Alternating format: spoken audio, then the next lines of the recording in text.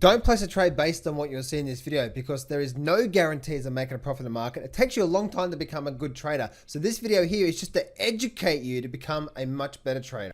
So I want to do a quick update on XRP. Some people have asked me about XRP. What do I think about XRP? So many people love XRP, the crypto. And that's what I want to do a bit of analysis on today. Now, the first thing I want to say is that XRP actually looks quite scary. Bitcoin is starting to gain a lot of momentum, a lot of bullish activity around where we are right now. But the XRP is actually still quite weak. We're looking at a daily chart right now, and we just look at this daily chart. There's pretty much nothing going on through here, right? Pretty much nothing. It's, man, for the entire year has just been sideways, flat, no activity.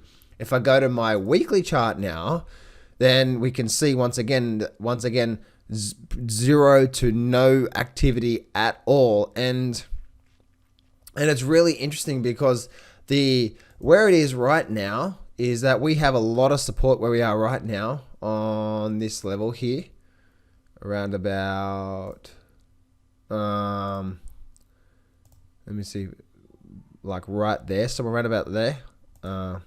Actually, let's do this here. Let's go horizontal. Just make sure that it's a horizontal line instead of a vertical line. So that's that line through there. And as you can see, that's that line through there that I'm looking at in this weekly chart. But look at this here, right? We've had this high, bit of a lower high through here, down. Look at all that sideways movement through here. If we start to get a bit of a solid breakout to the downside, then the next level, the next major level of support is down here somewhere, which is around about there, which I know sounds pretty crazy, but that's where it is. So if I go to this daily chart and I move this up a little bit, then the next major level of support is down there.